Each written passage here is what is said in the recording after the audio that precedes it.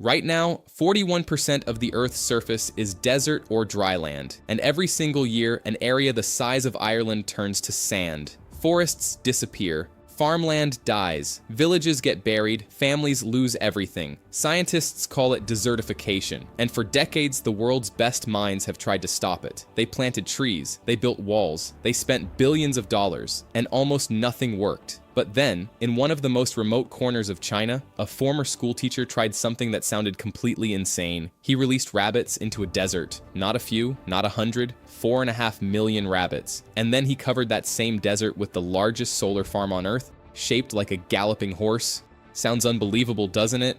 But what happened next didn't just shock China, it shocked the entire world. And I promise you, by the end of this video, you will never look at a desert the same way again. Friends, before we meet the man behind this story, you need to understand the place. The Kabuki Desert, 7th largest desert in China. 7,200 square miles of nothing. No trees, no grass, no water, just sand. Shifting, restless, merciless sand. Located in Inner Mongolia, in China's north, Kabuki sits at the edge of what scientists call the desertification belt, a zone where grassland is slowly, relentlessly being swallowed by desert. The temperatures here are brutal. In summer, the sand surface reaches 80 degrees Celsius, hot enough to cook an egg. In winter, it drops to -30. Nothing survives without a reason to. The wind is the real enemy. Every spring, sandstorms tear across Kabuki at 100 kilometers per hour. They bury roads overnight. They fill houses with sand. They travel all the way to Beijing, 500 kilometers away,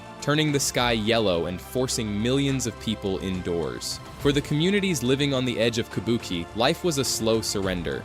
Every year, the desert advanced. Every year, another field was swallowed. Every year, another family packed their belongings and left. By the 1980s, the situation had become a national crisis, and the Chinese government had been trying to fix it for decades. Friends, China did not ignore Kabuki. Starting in the 1950s, the government launched campaign after campaign to stop the desert's advance. They planted trees, millions of them, fast-growing species chosen for speed rather than survival. Most of them died within 2 years. The sand was too dry, too hot, too hostile. They built barriers, sand fences, straw grids pressed into the dunes to hold them in place. It worked. For a season. Then the straw rotted, the wind came back, the sand moved again. They relocated communities, forced entire villages away from the desert's edge, gave them new homes elsewhere. But the desert didn't care. It kept expanding. By the 1980s, after 30 years of effort and enormous government spending, Kabuki had barely changed. The desert was winning. And then, in 1988, in a small town on the southern edge of the Kabuki, a 36-year-old former teacher made a decision that would change everything. His name was Wang Wenbao. He was not a scientist. He was not a government official. He was not wealthy. He had been a school teacher in the village of Daled Banner,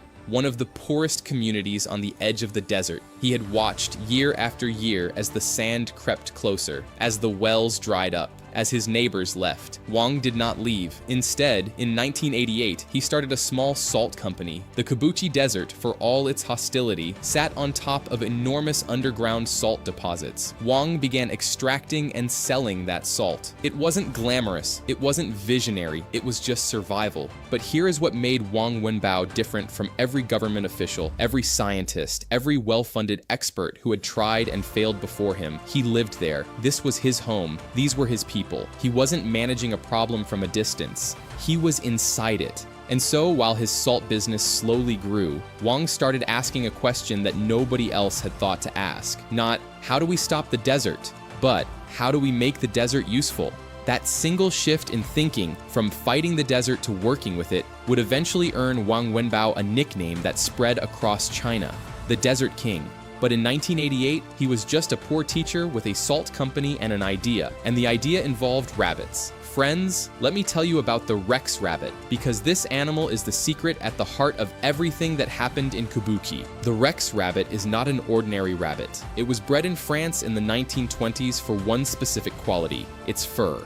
Rex rabbit fur is extraordinarily soft, softer than most natural fibers, warm, durable, luxurious. In the global fashion market, a single Rex rabbit pelt is worth approximately $30 US.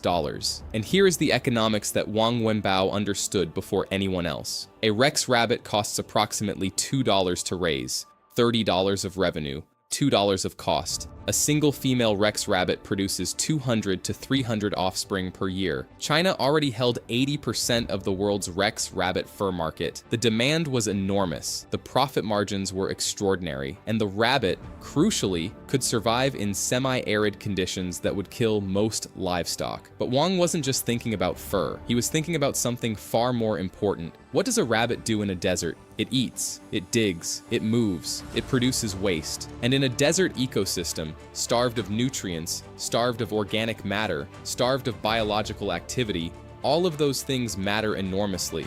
Wang's insight was this: if he could create an economic reason for local families to raise rabbits at scale, if he could make rabbit farming genuinely profitable, he could also use those rabbits as a biological tool to begin restoring the desert soil. He called it a closed-loop system. The rabbits eat plant material. Their waste becomes fertilizer. The fertilizer feeds new plants. The new plants hold the sand, and the sand held in place slowly begins to transform into something that can support more life. But there was one problem. Rabbits need something to eat, and in the Kabuki Desert, there was almost nothing, so Wang needed to plant something first. And that something, that remarkable, almost miraculous something, was the willow tree.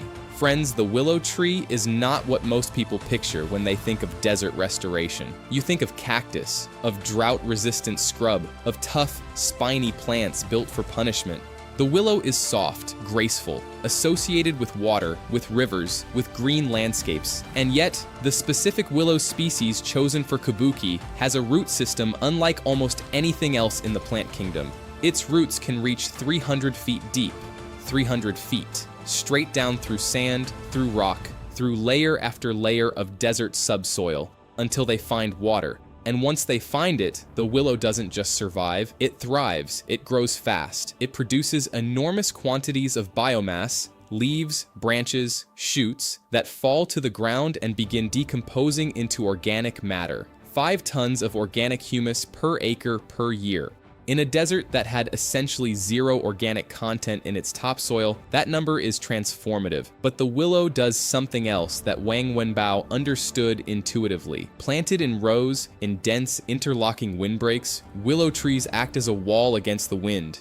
Wind is the desert's primary weapon. Wind moves sand. Wind buries things. Wind turns a bad situation into a catastrophe. Wang's willow walls, planted at precise intervals across the desert, reduced wind speeds by 90%. 90%. The sand stopped moving. And when sand stops moving, when it stays in one place long enough for organic matter to accumulate, for moisture to collect, for microbial activity to begin, something extraordinary starts to happen. The desert begins to heal. Now Wang had his 2 tools: willow trees to stabilize the sand and create organic matter, Rex rabbits to consume that organic matter, produce fertilizer, and generate the economic returns that would fund the entire operation. All he needed now was the scale. Friends, what happened next was not elegant. It was not a quiet scientific experiment conducted by a small team of researchers. It was an industrial operation of almost incomprehensible scale.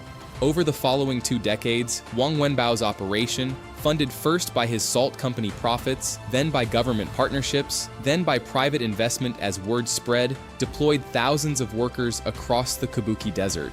Bulldozers carved roads through the dunes. Not because roads were the priority, but because without roads, you cannot move equipment, cannot deliver supplies, cannot get workers to the right places fast enough. 300 million willow trees were planted, one by one, row by row, mile after mile after mile across the desert floor. 4.5 million Rex rabbits were released into the growing willow corridors. Breeding stations were established. Local families were trained in rabbit husbandry. A supply chain was built. Fur processing, meat processing, fertilizer collection, all integrated into a single economic ecosystem. The numbers became hard to comprehend. 15 million tons of sand held back every year by the willow walls. 10,000 families lifted out of poverty through rabbit farming alone. $76 million generated in the Dalad Banner region, the same impoverished community where Wang had been a schoolteacher 3 decades earlier. By 2010, 1/3 of the Kabuki Desert had been transformed. 6,000 square kilometers, from dead sand to living, productive, biodiverse landscape. But that wasn't even the wildest part. Friends, in 2016, Wang Wenbao's company, now called Elian Resources, did something that nobody expected. They built a solar farm in the desert. Not just any solar farm, the largest solar farm on Earth. 196,000 solar panels covering an area so vast that it can only be understood from the air. And from the air, from a satellite, from a drone, from any aerial perspective, those 196,000 panels form a single, unmistakable shape, a galloping horse. The Junma solar plant, Junma, meaning horse in Chinese, named for the shape that engineers deliberately designed into the panel layout. A horse in full gallop, running across the desert. It entered the Guinness World Records as the largest solar farm shaped like an animal. It generates 2.3 billion kilowatt hours of electricity every year. By 2022, it had saved 760,000 tons of coal. It had cut 1.85 million tons of carbon dioxide emissions. And here is the detail that made engineers genuinely excited when they first modeled it. The solar panels don't just generate electricity, they create shade. In a desert where the sun is brutal and merciless, shade changes everything. Under the panels, the temperature drops, moisture accumulates, evaporation slows. The sand beneath the panels becomes hospitable to plant life in a way that open desert never could be. So Wang planted crops beneath the panels, medicinal herbs, drought-resistant vegetables, fodder plants for the rabbits. The solar farm became a farm, electricity above, agriculture below, and both feeding the same closed-loop system that Wang had first imagined in 1988. Friends, let me give you the numbers, because these numbers are almost impossible to believe. Before Wang Wenbao began his work, Kabuki had essentially no groundwater accessible to surface plants. Today, after 30 years of willow roots pulling moisture upward, of organic matter slowing evaporation, of sand being held in place long enough for water cycles to reestablish, the groundwater table in Kabuki has risen by 5 to 6.5 feet. The water came back. Before 1990, wildlife surveys of Kabuki recorded almost nothing. A handful of species, a silent, empty landscape. Today, wildlife has quadrupled. More than 100 native plant species have returned. Birds that had not been seen in Kabuki for generations are nesting again. The food chain is rebuilding itself layer by layer, species by species. The sand is alive. The economic transformation is equally dramatic. Between 2010 and 2020, Kabuki generated a $10 billion ecological economy. Not from mining, not from exploitation, from restoration, from rabbits, from willow trees, from solar panels, from the vision of a former teacher who refused to abandon his home. Now, friends, I need to be honest with you, because not everyone is celebrating. Some environmental scientists have raised serious concerns about what is happening in Kabuki, and those concerns deserve to be heard. The first concern is monoculture. 300 million willow trees sounds extraordinary, but 300 million trees of the same species creates a biological monoculture. A single disease, a single pest, a single climate shift could potentially devastate the entire planted zone at once. Genuine ecological restoration, critics argue, requires biodiversity, not just scale. The second concern is nitrogen pollution. 4.5 million rabbits produce an enormous quantity of waste. And while rabbit waste is valuable fertilizer in controlled quantities, at this scale, some researchers have found evidence of nitrogen runoff into groundwater, potentially affecting the very water table that the restoration was designed to improve. The third concern is more philosophical. Is this restoration, or is it transformation? The Kabuki Desert, before human intervention, was a natural ecosystem. It was harsh. It was empty by most human standards. But it had its own biology, its own species, its own ecological role. What Wang Wenbao created is not a restored desert. It is something new, a managed, engineered, economically productive landscape that has replaced what was there before. Whether that is better, whether that trade-off is worth it, is a question that scientists and ecologists are still debating. Wang Wenbao's answer is simple. The people who lived on the edge of that desert were starving. Their children had no future. The sand was burying their homes. He gave them a way to survive. You can argue about ecological purity, he has said, when people are not hungry. It is not a perfect answer, but it is an honest one. Friends, the world noticed. In 2011, the United Nations awarded the Kubuki Project its highest environmental honor, recognition as a global model for combating desertification. Representatives from 100 countries have visited Kubuki to study what was done there, and now the model is being exported. Spain. 75% of Spain's land is under threat of desertification. The region of Andalusia, in the south, where the land is driest and most vulnerable, has adopted a 2030 plan directly modeled on the Kubuki approach. Willow windbreaks, closed-loop animal farming, solar integration.